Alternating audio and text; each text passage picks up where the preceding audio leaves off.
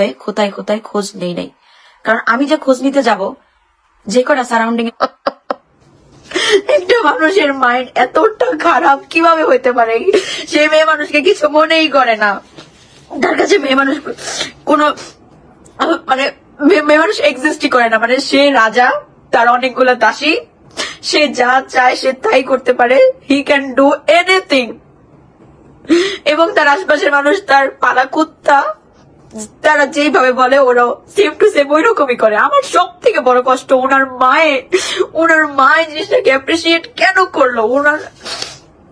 উনি আমার সাথে যোগাযোগ করে কেন আমাকে বলে নাই যে তুমি এই জেলে থেকে দূরে থাকো, তুমি তোমার লাইফ অন্যভাবে সেটেল করে না, আমি তোমার পোলাটা সামলাইতে পারতেছি না। আমাকে তো সাবধান করা যাইতো।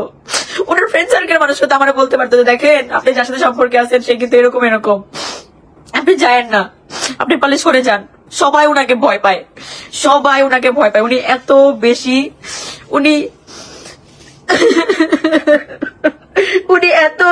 মানে এত যে ওনাদের সবাই ভয় পায়, কেউ ওনার সামনে এগেনস্টে মুখ খুলতে চায় না। আজকে এটা কথা সত্যি, আজকে যদি উনি জেলে না থাকতো আমিও সাহস করতে পারতাম না লাইভে এসে এই কথাগুলো বলার জন্য।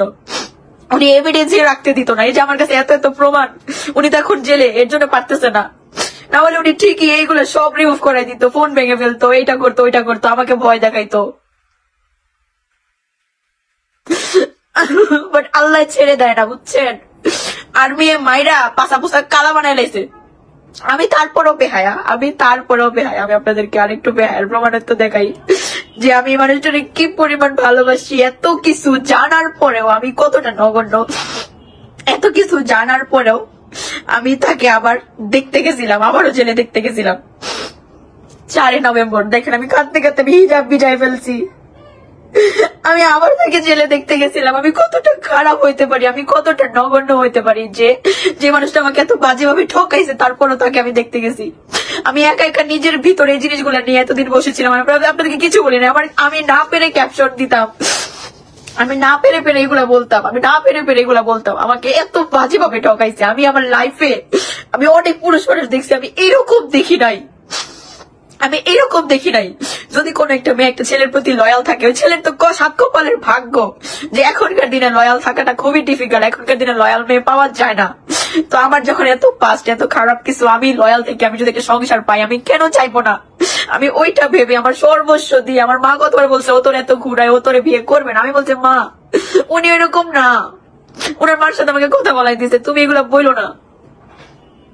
আমি আমার মা বাবার সাথে এরকম করে ওনারা নিয়ে বড়াই করতাম। আমি এরকম বলছি বাবা এত বড় বড় মুখ করে ওদের সামনে আমি বলি আমার মুখটা আপনি রাখেন, আমাকে বিয়ে করে স্বীকৃতি দিয়ে। আমি বলছি তোমার মুখ আমি কখনোই পড়তে দিব না। এখন দেখেন আমি লাইভে এসে এরকম কান্নাকাটি করে আমি নিজের প্রমাণ দিতেছি। আমি আরো একবার আমি এরকম করে কান্নাকাটি করতেছি। আমি মানে আমার সিচুয়েশনটা বুঝবেন না আপনারা কেউ বুঝবেন না, এগুলা কেউ বুঝবেন না যে আমার সাথে কি হয়েছে। আমার 2টা বছর নষ্ট করে দিয়েছে, আমার তো বয়স প্রায় শেষ। আমি সামনের বছর 28 বছর হয়ে যাবো, আমার আর কি আছে জীবনে?